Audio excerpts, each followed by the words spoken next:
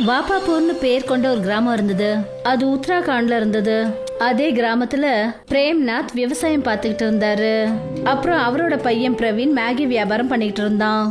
சொல்ல போனா பிரவீன் ஒரு இன்ஜினியர். ஆனா ஒரு வேலை கிடைக்காத காரணத்தினால மேகி ஸ்டால் போட்டு மேகி விற்க ஆரம்பிச்சான். அப்புறம் எப்போவாவது விவசாயம் பண்ணும்போது அவங்க அப்பாவுக்கும் கொஞ்சம் உதவியா இருப்பான். நான் உன்கிட்ட முதல்ல சொன்னேன்ல, நீ படிக்க வேண்டான்னு. என்னோட எல்லா வயலையும் அடமானம் வச்சுட்டு தான் நான் உன்னை இன்ஜினியர் ஆக்குனேன். ஆனா இப்போ உனக்கு வேலையும் கிடைக்க மாட்டேங்குது. நம்ம எப்படி நம்ம நிலங்களை எல்லாம் இப்ப மீட்கிறது? எனக்கு வேலை கிடைக்கலன்னா அதுல என்னோட தப்பு என்ன இருக்குன்னு சொல்லுங்கப்பா. நானும் வேலை கிடைக்க எவ்வளவு கஷ்டப்படுறேன்னு தெரியுமா? ஆனா நீ இப்போ மேகி வித்துட்டு இருக்க. இதுக்கு பதிலா நீ சிட்டியில போய் ஏதாவது ஒரு கடையில வேலை பார்த்தேன்னா குறைஞ்சபட்சம் உனக்கு நிறைய பணமாவது கிடைக்கும். நம்மளோட வியாபாரம் நம்ம இஷ்டப்படி நடக்கும்பா. நம்ம நினைக்கும் போது திறக்கலாம். யாரும் எதுவும் கேட்கவும் மாட்டாங்க, யாருக்கும் சொல்லவும் வேண்டாம். இதனாலதான் நான் இப்போ இந்த சின்ன மேகி கடையை வச்சிட்டு இருக்கேன். பிரவீனும் அவனுடைய அப்பாவும் பேசிக்கிட்டு தான் இருந்தாங்க. அப்ப அந்த இடத்துக்கு அந்த கிராமத்தோட ஜமீன்தார் தன்னோட பையன் ரகுவை கூட்டிட்டு வந்தாரு.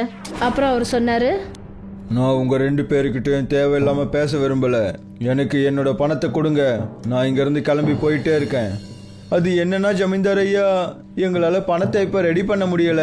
நாங்களும் பணத்தை ரெடி பண்ண எவ்வளவோ முயற்சி பண்ணிட்டு இருக்கோம். எனக்கு முன்னாடியே தெரியும் எப்பவும் போல நான் இன்னைக்கும் வெறும் கையோட தான் போவேன்னு. ஆனா இன்னைக்கு அப்படியெல்லாம் நடக்காது.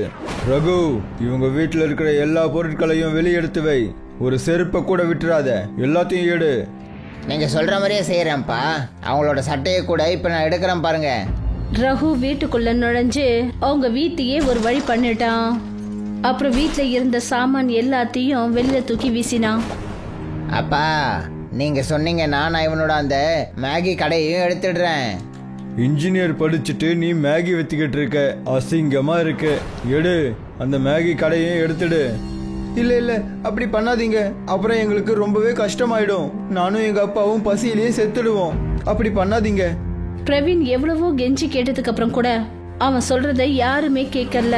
ஜமீன்தார் அவனோட மேகி வண்டி கடை, வீட்டுல இருந்த மொத்த சாமானையும் தூக்கிக்கிட்டு போயிட்டாரு. கிராமம் மொத்தமும் அவங்களோட மான மரியாதைலாம் போயிடுச்சு.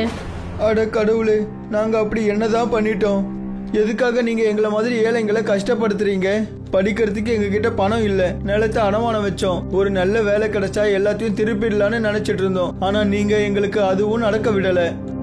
கொஞ்சம் அமைதியா இருப்பா, கொஞ்சம் அமைதியா இரு. சில நேரங்கள்ல கடவுள் இருக்காரா இல்லையான்னு சந்தேகமா இருக்குப்பா. எதுக்காக நமக்கு இப்படி எல்லாம் நடக்குது? பிரவீன் கோவத்துல ஒரு கல்லை எடுத்தான். அப்புறம் வானத்தை நோக்கி அந்த கல்லை தூக்கி வீசினான். அப்புறம் அந்த கல்லு அவங்க கிராமத்துக்கு பக்கத்துல இருக்கிற ஒரு காட்டுல போய் விழுந்தது. அப்புறம் ஒரு மரத்துல இருந்த பானை மேல போய் அந்த கல்லு விழுந்தது. அதனால அந்த பானை உடைஞ்சு போச்சு. அப்புறம் அதுக்குள்ள இருந்து ஒரு ஆத்மா வெளியே வந்தது. ரொம்ப வருஷங்களுக்கு அப்புறம் நான் விடுதலை ஆயிட்டேன். குறைஞ்சது 300 வருஷம் இருக்கும். ஆனா இந்த காட்டுக்குள்ள யாரும் வரவே இல்லை. அப்ப இந்த பானையை யார் உடைச்சது? நான் உடனே இந்த இடத்தை விட்டு வெளியே போகணும். இல்லனா அந்த முனிவர் என்னை மறுபடியும் கைது பண்ணிடுவாரு. இன்னொரு பக்கம் பிரவீன் அதே காட்டுல மரங்களை வெட்டுறதுக்காக போய்கிட்டு இருந்தான். அப்போ அந்த ஆத்மா பிரவீன மரம் வெட்டிட்டு இருக்கும் போது பார்த்துடுச்சு. அப்போதான் அந்த ஆத்மா நேரா பிரவீனை நோக்கி போச்சு. அப்புறம் சொல்லுச்சு, ஒருவேளை இந்த ஆளுதான் நமக்கு விடுதலை கொடுத்திருப்பான்னு நினைக்கிறேன். ஏன்னா அந்த முனிவர் சொல்லி இருந்தாருல்ல, யாரு எனக்கு விடுதலை கொடுக்கறாங்களோ என்னால அவரை மட்டும்தான் பார்க்க முடியும்னு, அதே போல அவரால் என்ன பார்க்க முடியும்னு சொன்னாரு. அந்த ஆத்மா பிரவீன் கிட்ட போச்சு. அப்புறம் அது என்ன சொல்லுச்சுன்னா, அண்ணே வணக்கம். அந்த ஆத்மாவோட குரலை கேட்டதும் பிரவீன் ரொம்பவே பயந்து போயிட்டான். அப்புறம் தடுமாறி கீழே விழுந்துட்டான்.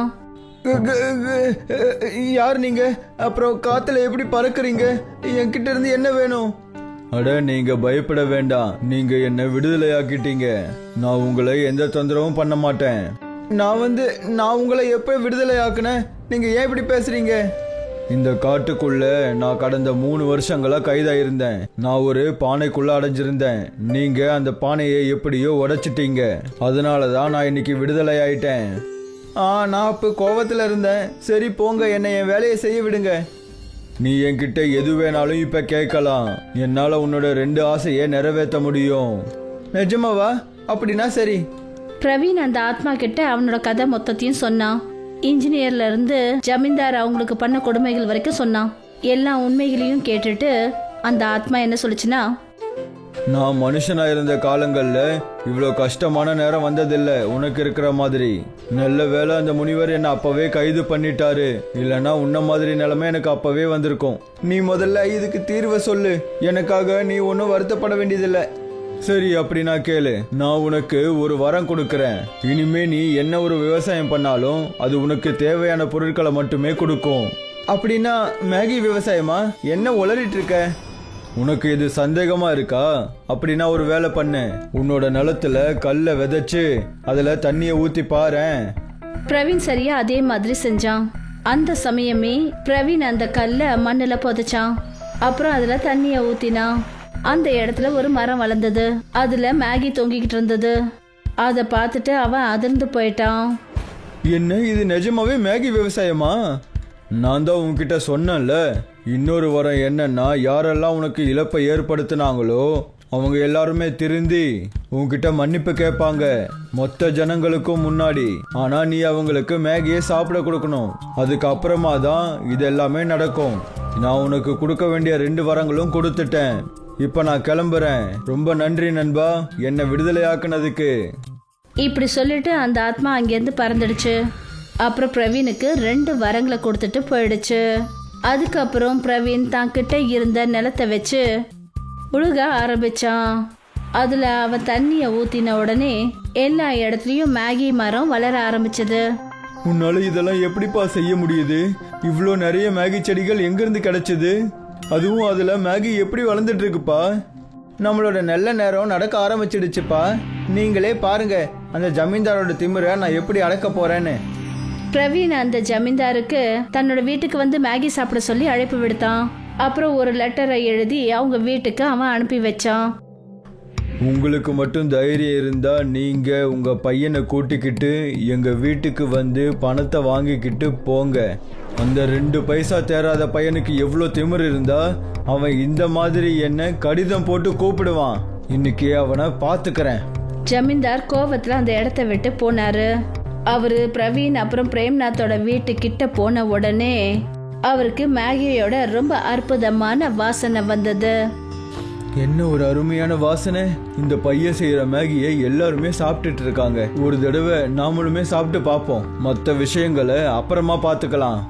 அந்த ஜமீன்தார் பிரவீன் செஞ்ச அந்த மேகியை சாப்பிட்ட உடனே அந்த ஆத்மா அவனுக்கு கொடுத்த வரம் உண்மையாயிடுச்சு. ஜமீன்தாரோட தலை சுத்த ஆரம்பிச்சது. அப்புறம் அவர் சொன்னாரு, என்ன மன்னிச்சிடு பிரவீன், பணத்தோட ஆசை என்னோட கண்களை மறைச்சிடுச்சு. ஆனா இப்ப நான் மொத்த கிராமத்துக்கு முன்னாடி உன்கிட்ட மன்னிப்பு கேட்க நினைக்கிறேன். அதுக்கு பதிலா நீ மொத்த கிராமத்துக்கும் மேகி விருந்து வச்சிடு. சரி, இதுல எனக்கு சம்மதம் தான், நான் அப்படியே செய்யறேன். அப்புறம் அதே மாதிரி நடந்தது.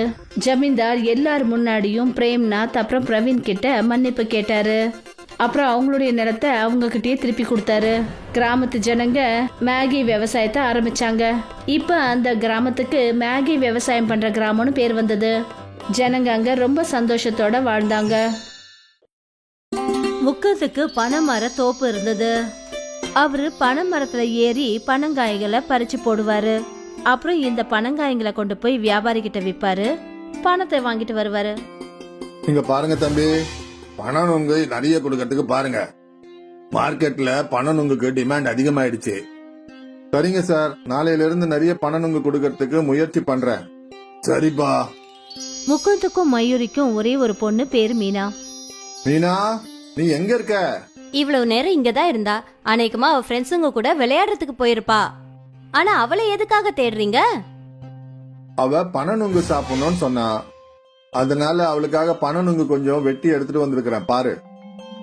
அப்பதான் மீனா, அடேங்கப்பா, பணநுங்கு, இது எல்லாத்தையும் நான் மட்டும் தான் சாப்பிடுவேன். உனக்காக தான் வாங்கிட்டு வந்திருக்கேன், பொறுமையா சாப்பிடு. மழை காலமோ இல்ல வெயில் காலமோ முகுந்த் எந்த ஒரு சமயத்திலயும் பனை மரத்துல ஏறுவாரு. ஒரு நாள் என்ன ஆச்சுன்னா, 2 நாளா இந்த மழை நிக்கிற மாதிரியே தெரியல. கடவுளே, இந்த மழை கொஞ்சம் சீக்கிரமா நிக்கணும். நீங்க மரத்துல ஏறும்போது ஜாக்கிரதையா ஏறுங்க. மரம்லாம் ஈரமாவே இருக்கும். ஜாக்கிரதையா தான் ஏறுறேன். நான் மரம் ஏறத்துக்கு கத்துக்குட்டியா என்ன?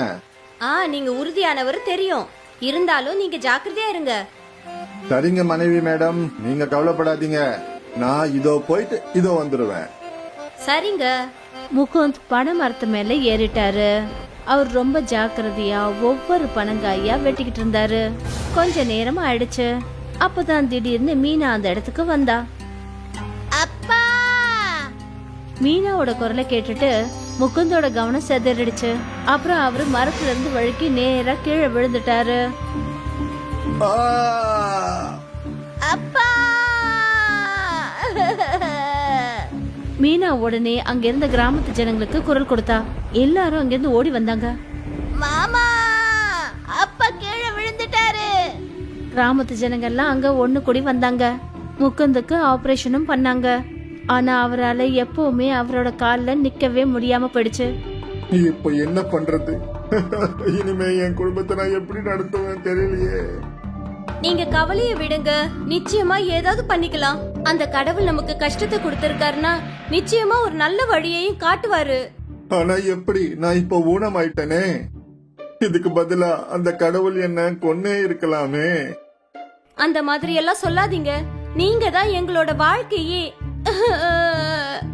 முகுந்தும் மயூரியும் ரொம்ப வேதனையில இருந்தாங்க. இனிமே அவங்களோட எதிர்காலம் எப்படி இருக்குமோன்னு நினைச்சாங்க. கொஞ்ச நாளைக்கு அப்புறம் முகுந்த வீட்டுக்கு கூட்டிட்டு வந்தாங்க. முகுந்தும் மயூரியும் சேர்த்து வச்ச பணம் எல்லாமே முகுந்தோட ட்ரீட்மெண்ட்டுக்கே செலவாயிடுச்சு.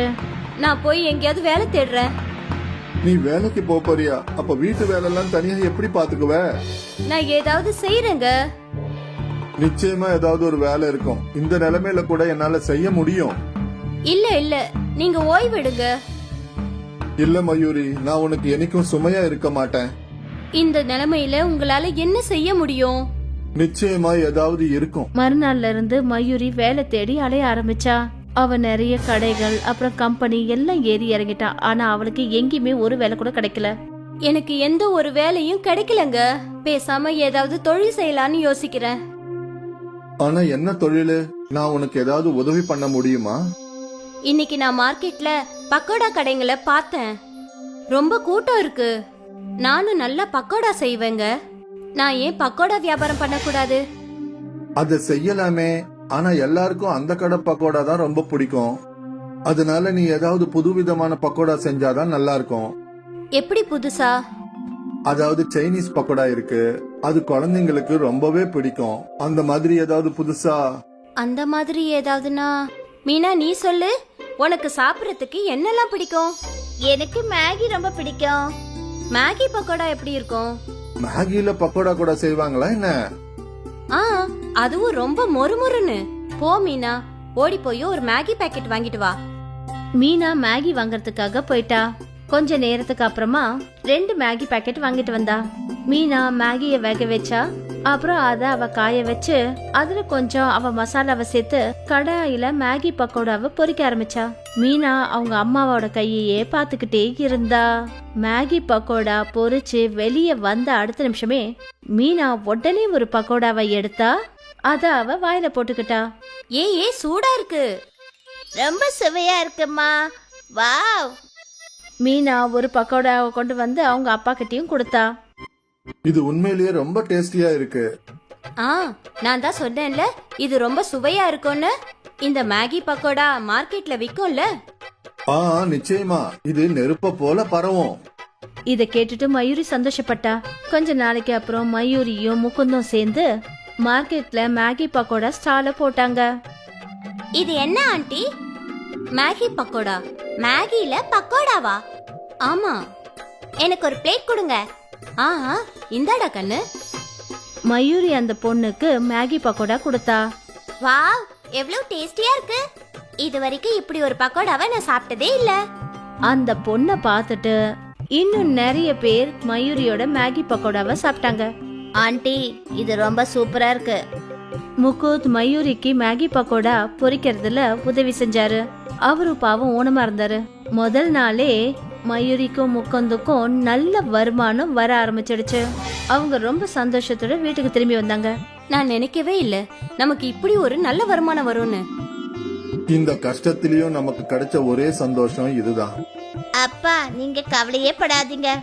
நம்மளோட எல்லா கஷ்டமும் சீக்கிரமா போயிடும். நீங்களும் சரியாயிடுவீங்க. அவங்களோட மொத்த குடும்பத்துக்கும் ஒரு நம்பிக்கையான பிடிப்பு ஏற்பட்டது. எல்லாரும் சேர்ந்து உழைச்சி ரொம்ப முயற்சி பண்ணாங்க. அவங்களோட மேகி பக்கோடா வியாபாரமும் நல்லபடியா போயிட்டு இருந்தது. கஸ்டமர்ஸ் எல்லாம் கூட்டமா வர ஆரம்பிச்சாங்க. அப்புறம் கூடவே அவங்களோட வருமானமும் அதிகமா வர ஆரம்பிச்சது. அவங்களோட மேகி பக்கோடா சீக்கிரத்துல ஃபேமஸ் ஆயிடுச்சு. அவங்களோட வருமானமும் பெருக ஆரம்பிச்சதுனால முகுந்துக்கு ஒரு நல்ல ட்ரீட்மெண்ட் ஆரம்பிச்சிடுச்சு. இந்த ட்ரீட்மெண்ட் மூலியமா முகுந்த் சார் நீங்க நடப்பீங்கன்ற நம்பிக்கை எனக்கு இருக்கு. கொஞ்சம் செட் ஆஃப் சர்ஜரி பண்ண வேண்டியது இருக்கும். ஏன்னா இந்த ட்ரீட்மெண்ட்டுக்கு உங்க பாடி நல்ல விதமா ரெஸ்பான்ஸ் பண்ணுது. இந்த விஷயமும் மொத்த குடும்பத்துக்கும் ஒரு நல்ல விஷயமா இருந்தது. 6 மாசத்துக்கு அப்புறமா இன்னைக்கு மயூரி மேகி பக்கோடாக்கு பெரிய கடை ஓபன் பண்ணா. அப்புறம் இந்த சந்தோஷத்தை விட பெரிய சந்தோஷம் முகுந்த் கொடுத்தாரு. அவரு இன்னைக்கு கொஞ்ச நேரத்துக்கு கொஞ்சம் தடுமாறி எழுந்து நின்னாரு. இதுல இருந்து என்ன தெரியுதுன்னா இன்னும் கூடிய சீக்கிரத்துல தன்னோட கால்ல எழுந்து நிப்பாருன்னு தோணுது. அப்புறம் இதெல்லாம் அவங்களுடைய மேகி பக்கோடாவோட அற்புதத்தால நடந்தது. இதுக்கு அப்புறமாவும் இந்த மேகி பக்கோடா தூள் கலப்புங்க. ஷவுகத் மியாவோட ஒரு பிரியாணி கடை இருந்தது. ஜனங்க ரொம்ப ஆர்வமா அவங்க கடை பிரியாணிய சாப்பிடுவாங்க. வாவ் ஷவுகாரண்ணா, பிரியாணி சூப்பரா இருக்கு. நன்றி நன்றி. பிரியாணியோட டேஸ்டும் ரொம்ப நல்லா இருந்தது. அதனால அவங்களுக்கு வருமானமும் நல்லா வந்துட்டு இருந்தது. ஷவுகத் மியா மாசத்துக்கு 20,000 ரூபாய் பணம் தன்னோட அம்மா கையில கொடுத்துருவாரு. இங்க பாருப்பா, இப்போ உனக்கு நல்லபடியா வருமானமும் வந்துகிட்டு இருக்கு. அதனால உனக்கு சீக்கிரத்துல நிக்கா பண்ணலாம்னு நினைக்கிறேன். அது மட்டும் இல்லாம நானும் எத்தனை நாளைக்கு தான் இந்த வீட்டையும் இந்த குடும்பத்தையும் நடத்திட்டு இருக்க முடியும் சொல்லு. உனக்கு நிக்கா முடிஞ்சாதான் நதீமுக்கும் நிக்கா பண்ண முடியும். ஐயோ அம்மி, எனக்கு இன்னும் கல்யாண வயசு ஆகல. முதல்ல நீங்க அண்ணனுக்கு நிக்கா பண்ணுங்க. சரி சரி அம்மா, உங்களுக்கு எந்த பொண்ணு பிடிச்சிருக்கோ அந்த பொண்ணு நான் கல்யாணம் பண்ணிக்கிறேன்.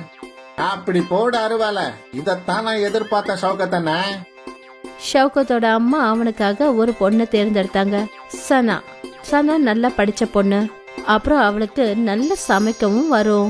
சில மாசங்களுக்கு அப்புறம் ஷவுகத் அப்புறம் சனாவுக்கு நிக்கா நடந்தது.